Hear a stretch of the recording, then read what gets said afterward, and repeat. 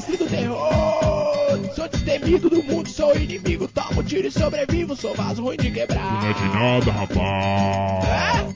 Sou mais valente como um churrasco de gente, nem armado até os dentes, consegue me assassinar. Ah, você é um monstro fracassado, acabado, coitado. Vou dar um recado, vê se consegue entender.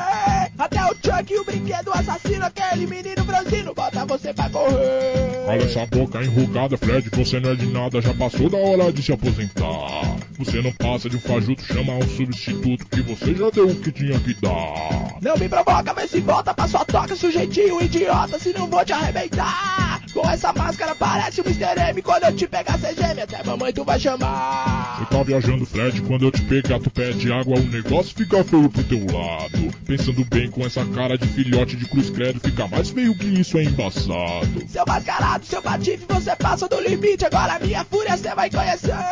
Cê tá brincando, me deixou aqui bufando, agora vai se preparando, cara, você vai morrer. Não tenho medo, já tomei de facada, porrada, pancada e nada de neguinho me deter.